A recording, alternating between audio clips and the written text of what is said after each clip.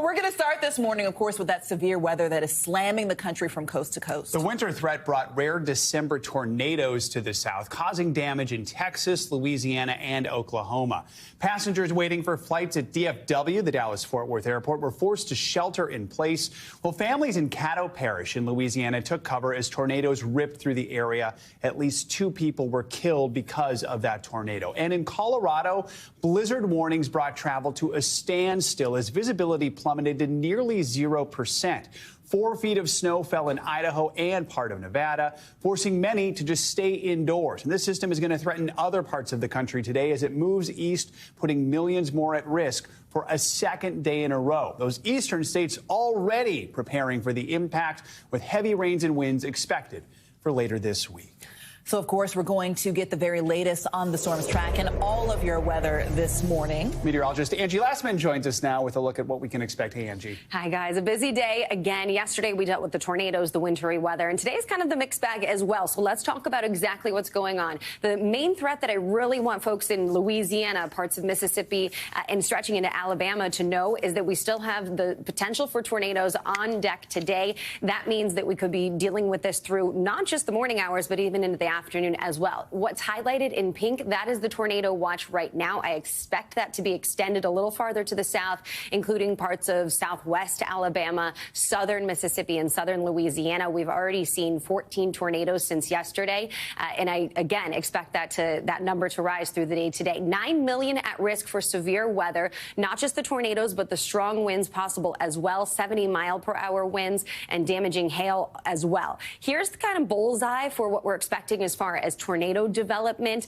The risk for the stronger tornadoes is there in those long track tornadoes as well. That includes places like Mobile, Biloxi, New Orleans, Baton Rouge, and as far east as Panama City. That stretches into the Florida Peninsula, or the Florida Panhandle rather, and that'll continue to move east as we get into tomorrow. But we also have to deal with the flooding concerns today. Those excessive rainfall rates are going to be out there from parts of Texas, extending up into parts of Tennessee as well. 10 million at risk, and we already see what's bright red right there. Those are flash flood warnings in effect right now. Dangerous conditions with the excess runoff of those creeks and streams. So something to watch there. And it's a twofold kind of storm system where it's not just the rain, but it's also the wintry weather that we're watching for. And that stretches into parts of still the northern plains that are dealing with those whiteout conditions, the blizzard conditions that is causing travel to be basically halted. And now into the Midwest, we have the rainy conditions for places like Chicago, Indianapolis, and Louisville. But as we get up into northern portions of Minnesota, that's where we see still plenty of snow falling and accumulating over the next day or so. 36 million included in these winter alerts. As we look out towards the Northeast, you'll notice that number is going to start to rise because we're adding the alerts for the Northeast. An ice storm warning, winter storm watch, and winter weather advisory all in effect right now. And that snowfall forecast, pretty incredible in some parts like Duluth. Locally, we could see 24 inches of snow. That, of course, will cause some travel trouble there. But when we talk about the Northeast for tomorrow into Friday, travel is going to be difficult for the commute as well. So we'll be watching for up to a foot of snow in some places. I think if you're living along the coast and you're wondering about the metro areas, it's going to be mainly Washington to Boston that will deal with the heavy rain. So still not great for that early morning commute, but something that we'll have to deal with definitely, guys, as we get through the next couple of days. It'll be causing the wintry mess as well as the rain, and we have that severe potential that we'll have to watch for in the south. Scary situation for a lot of those people in the storm's path. Yeah, in places that they've already seen the, yesterday damage. So we'll be watching that. All right. Thanks, Angie. Appreciate it. To Washington now, where a group of lawmakers have introduced a bipartisan bill looking to ban TikTok here in the U.S. The legislation follows warnings from the FBI and cybersecurity experts who say China could use the social media platform for spying. For more on this, let's bring in NBC News Capitol Hill correspondent Ali Rafa. Ali, good morning to you. So first of all, explain to us how this bill came together, who's sponsoring it, what exactly is in it. Yeah, good morning, Joe. Well, the Trump administration had been calling for this for years, but was unsuccessful in doing this. This is also something that Florida Senator Marco Rubio has championed for a couple of years now and has been calling for. But it wasn't until Democrats across the aisle and the Biden administration started also sharing these concerns that this really picked up steam. You know, just in the last few weeks alone, we've heard from Treasury Secretary Janet Yellen, FBI Director Christopher Wray, raising these concerns about TikTok and its parent company ByteDance and security concerns over how American user data is being shared with possibly the Chinese government. So yesterday we saw Rubio introduce this bipartisan bill. The bill also has a partner bill on the House side that's being championed by Republican Congressman Mike Gallagher and Democratic Congressman Raja Krishnamurthy. And it's called the Anti-Social CCP Act. It aims to stop the operation of TikTok and that parent company ByteDance nationwide over these concerns that the Chinese government is using this user data of American users and sharing it with the Chinese government for possible espionage purposes. Senator Rubio is saying that that sharing of data is something that's actually required by the Chinese Communist Party. So this is something that has been called for a while now, but like I said, has gained steam over just the last few weeks. Allie, you mentioned some of the past concerns, including from the Trump administration. Some states have actually taken the step of banning it from government employee devices. Remind us here, why is there this sense of urgency in getting this passed on Capitol Hill now? And also, what's TikTok saying about all this? Yeah, actually, states like Utah, Alabama, Maryland have all passed this legislation banning TikTok from these government devices. And there have been calls for this for years, but this really picked up steam as soon as the Biden administration started to raise awareness of this.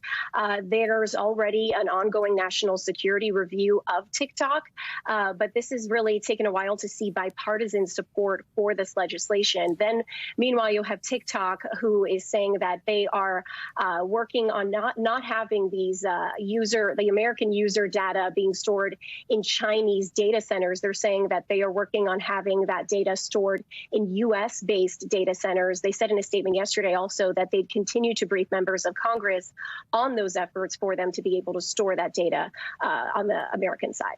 So, Allie, let's talk about what's next. When might this be voted on? And if it does pass, what could be the impact? So it's still unclear where this is going to go and when this is going to be taken up in the future. It's still pretty telling that this is a bipartisan bill that's gotten bipartisan support.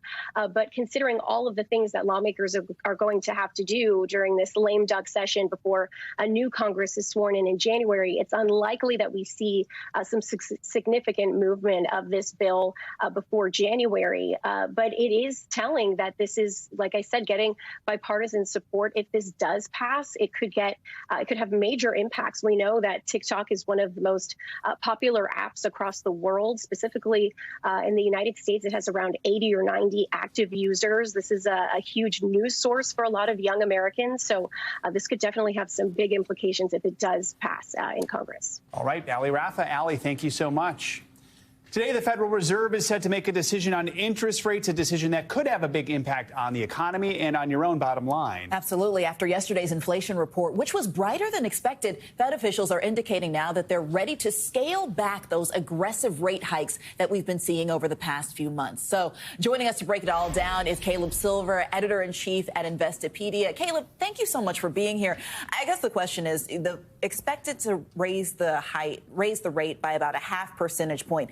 That's instead, though, of the 3/4 hike that we've been seeing. So how should we read all of that? Is that a good sign? Is it kind of a sign that we're getting to the end of this long inflation that we've been seeing? Yeah, and yesterday's report was very key. But remember, inflation reports are rearview mirror indicators. So in November, we did see a slowing in the growth of inflation. The Federal Reserve has been raising rates aggressively all year, 0.75%. The last 4 times they met, this is the last Fed meeting of the year. It'll be 0.5% today, but it's working. You can see inflation starting to decelerate and the Fed will probably raise rates again when it meets in January and again in March. But the pace and the rate and the height of those interest rate hikes is going to slow. Good news for investors. For the economy, though, the economy is going to slow, and these rate hikes have really slowed the economy. We may fall into a recession next year. So we've learned the routine here. After they make their announcement, Fed Chair Jerome Powell is going to have a news conference. Investors are eager to hear what he's going to say. What do you expect we're going to hear from him? Yeah. Words matter. So we all pretty much have accepted the fact that the Fed will raise rates 0.5% today. But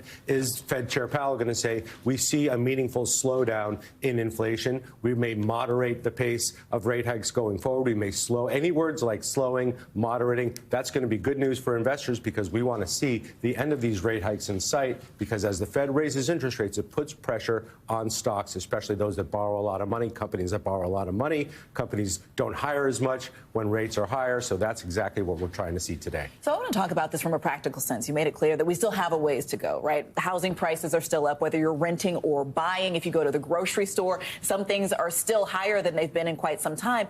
So I guess in a practical sense, for people who are looking at their budgets, what does this mean for people as they're evaluating how they spend money? When will they start to see that change? Well, already borrowing costs are much higher. If you look at mortgage rates, the 30-year fixed now well over 6%. That's double what it was a year ago. So those rising interest rates have impacted the housing market. A slowdown in housing, those rising rates have impacted the car market, new and used cars, and also credit card rates. So borrowing rates are going to remain high. That puts pressure on consumers, and it's going to slow the economy going into next year. That said, you're finally getting money back in the bank through CDs, through savings rates, through money markets. So you got the flip side of higher interest rates. Good for savers, tough for those who have a lot of debt and who are borrowing.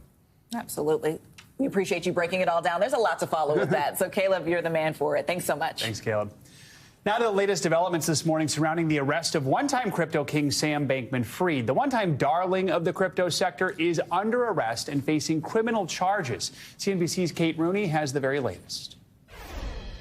He was once hailed as the king of crypto. But today, Sam Bankman-Fried, founder and former CEO of crypto exchange FTX, is facing criminal indictments and a wave of civil complaints. Bankman-Fried and his co-conspirators stole billions of dollars from FTX customers. He used that money for his personal benefit. Bankman-Fried, arrested last night in the Bahamas, faces 8 criminal charges in the U.S. Authorities alleging he defrauded investors by funneling customers' money into his own hedge fund behind their backs. As a result, they say $8 billion have gone missing. This committee will not stop until we uncover the full truth behind the collapse of FTX. In Washington today, a congressional hearing on FTX's collapse following what amounted to a run on the bank last month. Bankman-Fried, who was expected to testify, was instead making his first court appearance in the Bahamas. There was no corporate controls, no corporate oversight. FTX's new CEO, John Ray, led energy giant Enron through bankruptcy after its collapse. Today, appearing before Congress, he ripped into Bankman-Fried's management. This is just taking money from customers and using it for your own purpose. Not sophisticated at all. This is just plain old embezzlement. At its peak, FTX had 2.7 million users in the U.S., and superstar celebrities were promoting the company. You know what? I'm in. Bankman-Fried was also donating tens of millions of dollars to political campaigns, including President Biden's 2020 White House bid. But today's allegations say that money actually belonged to customers. The White House saying due to the Hatch Act, it could not answer questions of whether or not the president would return the donations. And all of this dirty money was used in service of Bankman-Fried's desire to buy bipartisan influence and impact the direction of public policy in Washington. In a statement today, his lawyers said Mr. Bankman-Fried is reviewing the charges with his legal team and considering all of his legal options. We messed up big. Before his arrest, Bankman-Fried took part in a whirlwind media tour defending himself. There are things I would give anything to be able to do over again. I didn't ever try to commit fraud on anyone.